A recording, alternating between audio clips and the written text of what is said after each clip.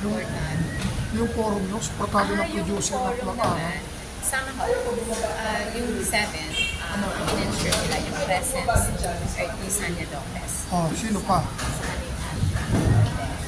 Oh, nandiyan rin pa si, si Mr. Sita ang Si Ashley, si Manuela.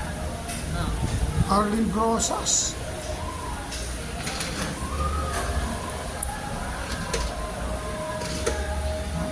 Paborito ko lang dito sa mga panel, si Atty. Virginia Suarez. No? Parang kaharap din siya. Palibalik ko nandito sila. Balak. Balak yan. Kailan nagkakatuloy na po? Ngayon ko naman sila napansin. Dapat yung producer ng Pulang Araw, saka yung director, nandyan din. No? Paano nila nakuha yung konsepto ng storya? Not the director, I guess. Maybe the Writer. story. Oo. And maganda rin, of course, Paano nila the nakuha? director. Eh, di ba pinalabas na yan, attorney, sa Kasi, sine? hindi sa Yung sine, una? ongoing yan sa ano. Yung mga nakauna, di ba? Yung pinalabas na yan eh. Alam ko meron na yan eh. Hindi, mas theater pa yung mga dati. Ito, TV series. Pinsetter si sa UP. Oo, kasi Yung si... pero, wala namang pelikula pa. After kasi yan, biglang pak, Miss Blackout, atay na. May tinubuhay. Eh, maganda kasi ginawa nila. Ang ganda ng treatment nila.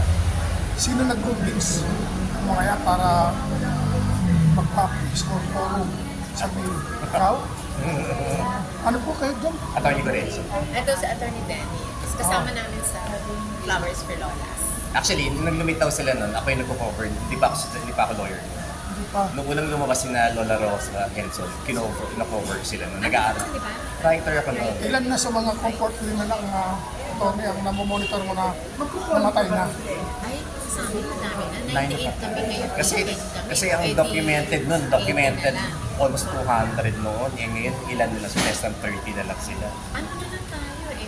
18 plus 7. So parang less than 30 na, 20, parang 20 plus na lang. Yan yung documented ha. Hindi Almost like 10% hindi na lang. hindi nakasama dyan yung mga hindi lumabas. Yes.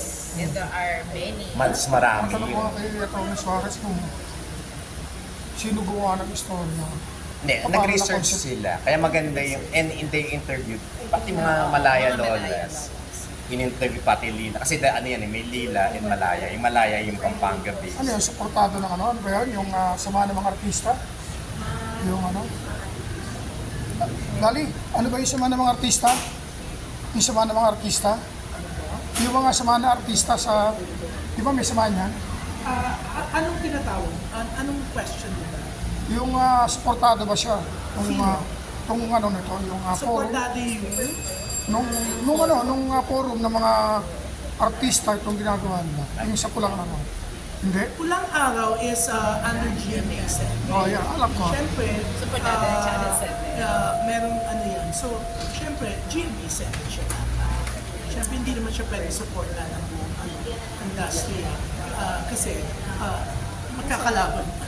Under G. Hindi, meron How eh. can TV5, A2C, All TV, and other networks support them kung may labanan? May labanan pa. May grupo yan eh, yung ano, sama ng mga artista. Time concern artist. Marami na po kasi samahan ngayon, dalawa na. Yung dati, Actors Guild. Ayun, Actors Tapos, Guild. meron ng mas bongga yung actor Ayun. PH. At ano yun ang sinasabi Mas mo? bongga ngayon. Yung Actors Guild, kasi ang tagal na nila dyan eh. Mas bongga po yung actor Yung bago, PH sa ngayon. kesa sa dati. Kasi nandun yung mga major stars. Kaya ako tinatanong sa dalawang abogado kasi tinutukan ko yan yung comfort women. Kino-cover ko yan sa Maynila, yung mga rari-rari nila. Wala palang suporta sa inyo ang actors No, nyo. Pulang Araw kasi is produced by GMA7. Yes. We must understand that there's a competition, there's a free TV, hindi pwede supportahan ng lahat. Siyempre, if you're from ABS-CBN, why will you support Pulang Araw? Eh, meron kayong FPJ's Batang Quiapo. But the cause of the, siyempre, sinusupport yung cause ng mga comfort women. Yun. Actually, Yun yung pinupunto ko eh. yung sa ano If you kasi. if you do a movie on the comfort women, syempre lahat can support. Wala nang competition sa pero may competition din pala kahit sa movies kasi depende kung sino ang mag-i-airing nun after. Kasi binibenta yan Tama. before the showing pa lang, may bibili na yan kung sino bibili. Now, even Netflix, syempre, minsan nag-unahan ng Netflix sa GMA. Dapat paupuin ka ron para magtatanong ako sir. Dapat umupo ka ron. Maging panel ka. Para Tapos kinukuha na natin marami kang marami kang matapos. Alam mo. Ashley Ortega. Kaya ang galing yung personality, yung faith, even yung ano parang si Ashley. Tapos yung pragmatism, si Rochelle. Tapos si Sani, siyempre. Kaya ang ganda ng pagkakabits. Tapos may bata. Nandun yung bata, yung mga bata natin na lumabas. Di ba sila yung mga lola na batang-bata pa. Yung bata, ang galing mo.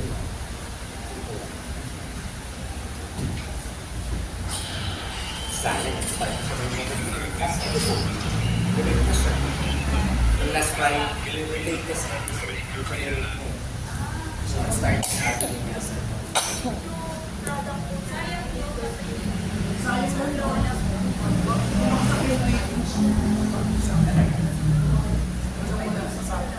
Sa Netflix, nalanggal siya sa top. Bumalik na ba? Nasa top na ba siya ngayon sa Netflix?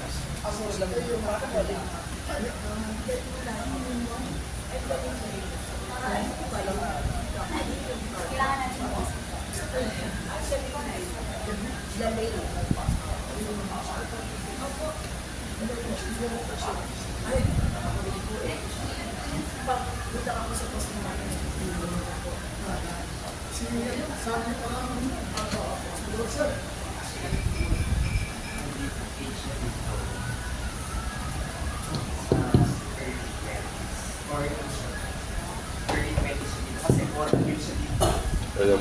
Hello. Bakit sir? Nandito ko ngayon ha. Hello, mga sir. Hello. Hello. Tapos ano naman tayo doon sa iba. Yun yung pinaka-personification ng mga tayo sa bata.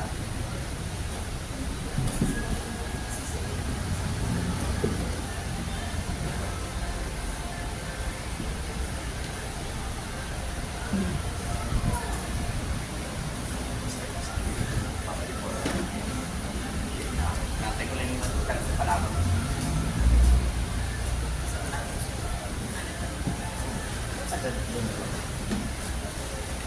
Aris. Sorry. Meron.